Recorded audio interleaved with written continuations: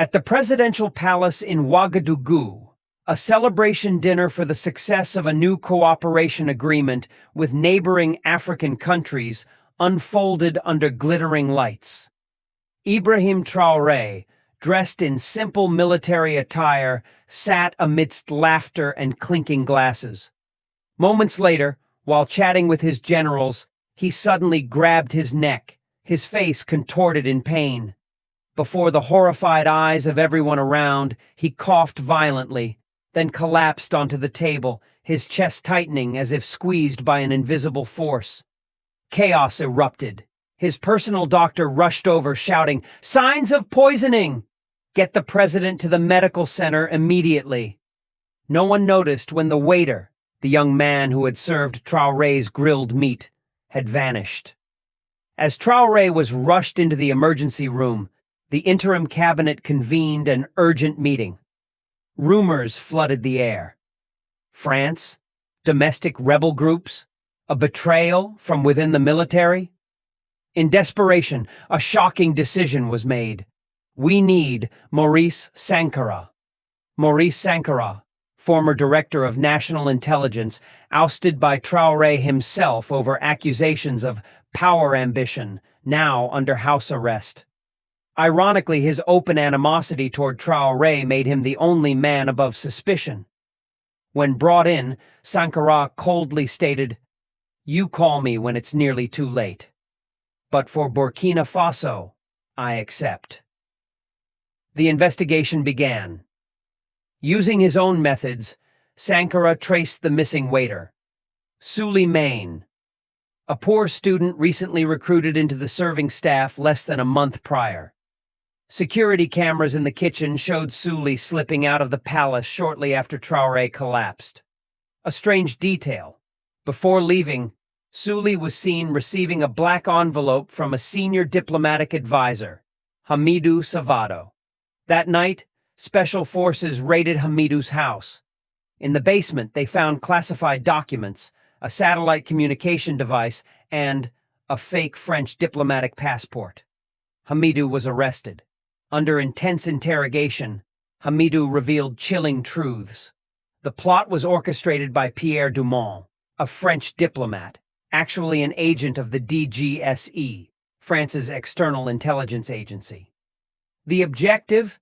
To poison Traoré, not to kill him immediately, but to weaken his nervous and physical system, turning him into a puppet easily manipulated. Once Traoré was incapacitated, a puppet prime minister would be installed to sign away Burkina Faso's mining resources and re-establish French military bases.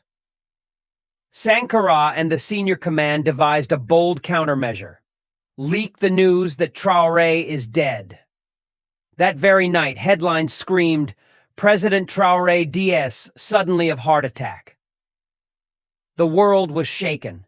Diplomatic delegations scrambled into action. 3 days later, Pierre Dumont arrived in Ouagadougou on an emergency flight, carrying a confidential file titled "Restoration of Strategic Relations," in reality, a contract selling the nation's sovereignty.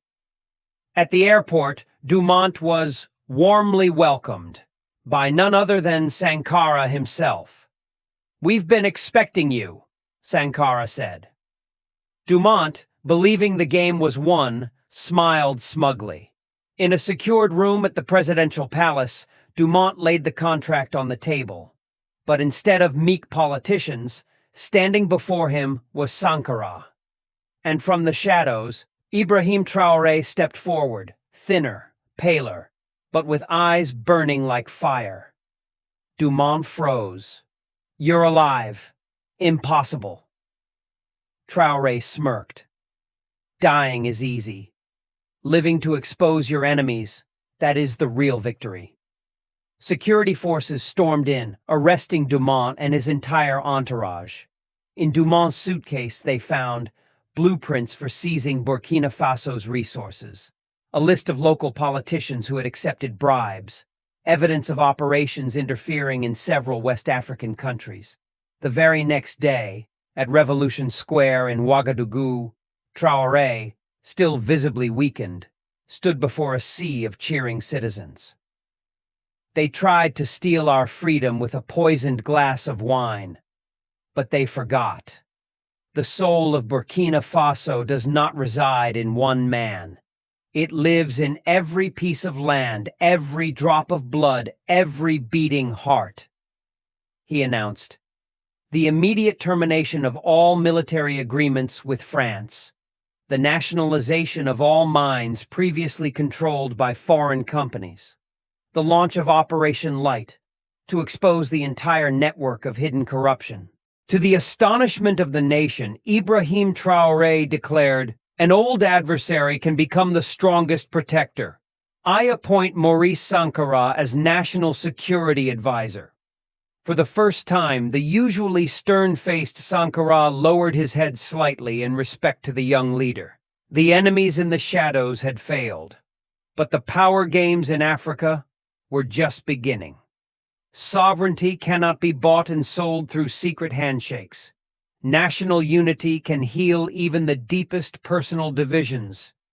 Vigilance and courage are the strongest weapons against foreign powers.